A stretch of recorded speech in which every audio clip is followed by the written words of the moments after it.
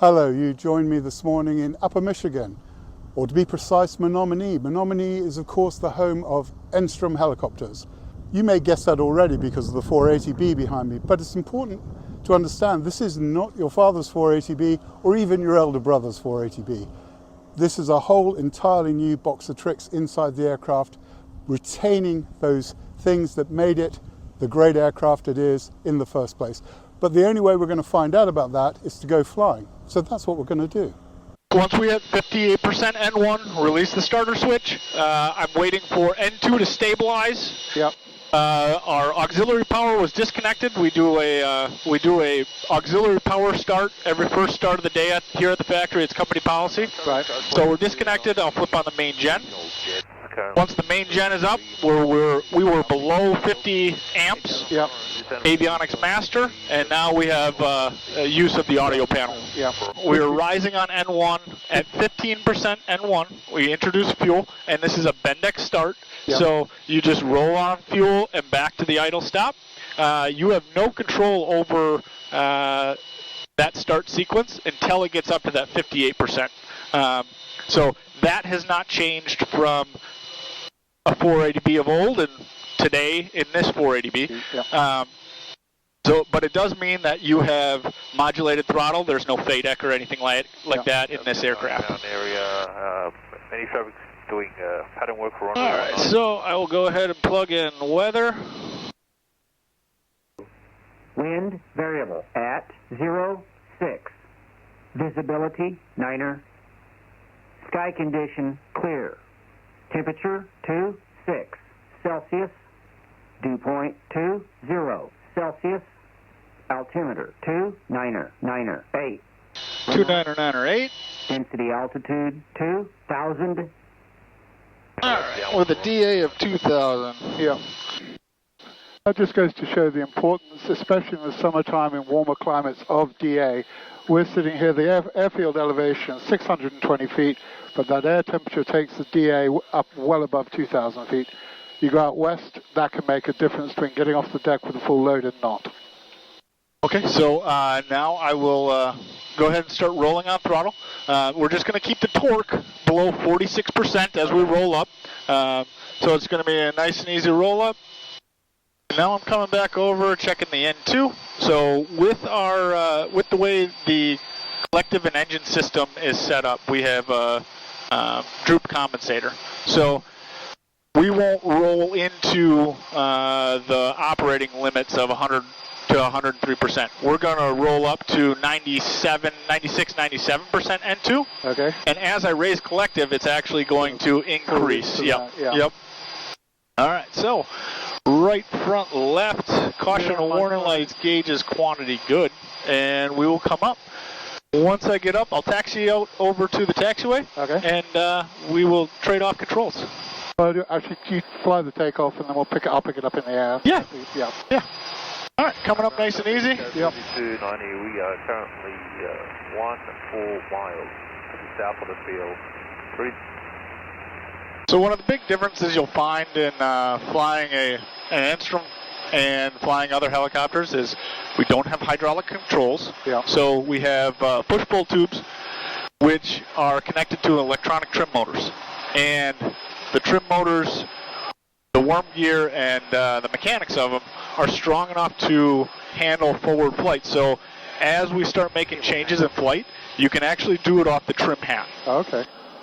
Just a nice easy climb out at about 500 feet per minute. Okay. Runway 30, channel stop. 50 and 500, I guess, is what you're looking for? 55 is best rate of climb, so we usually push forward to that 60 and then continue on. Ability to adjust anything you would like to. Yeah. Okay, so we lifted, we carried out the takeoff on the parallel taxiway there. We looked initially for sort of 50 knots, increasing to 55. You were saying that 55 and 500 feet per minute up is optimum climb. That best rate of climb is at 55 knots. So you're looking at between 50, 60, I guess. Correct. Depending on what you're wanting to do. And then the interesting thing you were telling me is because you don't have the hydraulic controls or boosting of the controls, the linkage push-pull tubes, you could actuate it, fly it almost on the trim hat.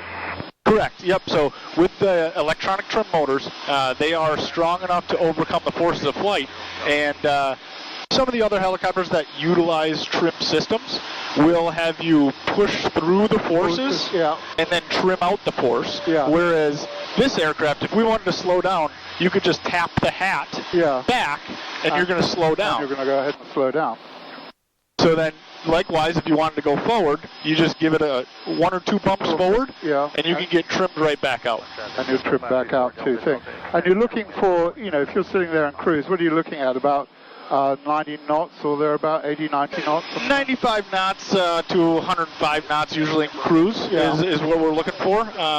Just playing around the airport environment, anywhere below that 95 knots. Yeah. The Garmin, I have found, is a lot more sensitive. Yeah. I like to utilize the SAM ball. Yeah. It sticks a little bit further because chasing the brick the whole time. Yep. We got a little bit of crosswind or whatever the case may be, and your tail's kicking a little bit. You don't ever want to chase in a helicopter. You just kind of let the helicopter fly through it. Yeah. It's one of those interesting things where you get the sensitivity of instruments, and then they end up being counterproductive, as opposed to, some of those things like looking out the window,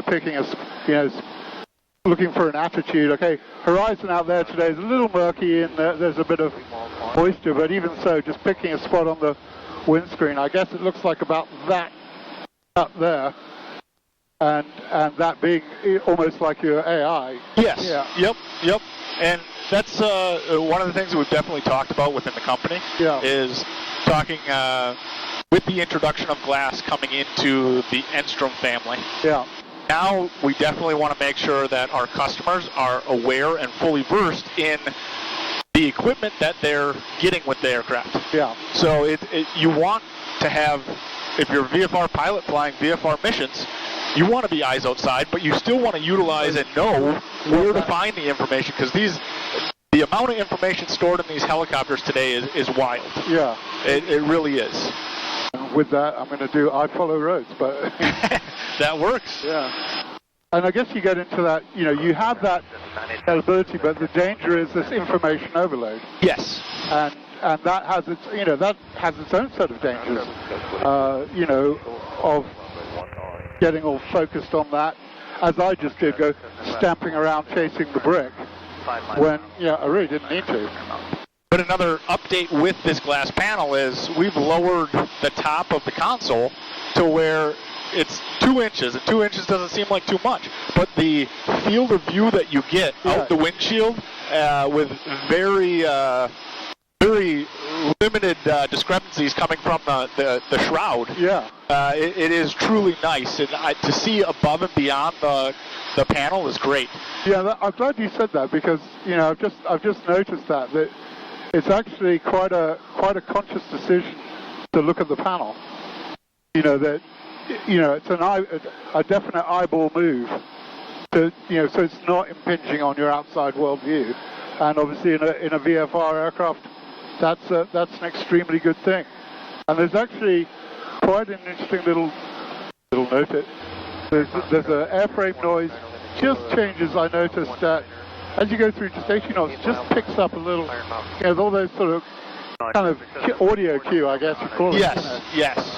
It's nice being at Menominee, though, too, because the facility is actually fairly large for how big the airport is. Yeah. I mean, we got a mile-long runway. Yeah. We have all the approaches necessary with our equipment. Yeah. So you can wrap up a flight test, verify all optionality, and never leave the airport environment. I never leave the local area, yeah. A lot of the training that I've done for Enstrom now, since we do have a pretty big training market for foreign militaries, a lot of the training is very experienced pilots that I'm training, but they have not been in this small of a platform, whether they're coming out of MIs or something big, some big iron.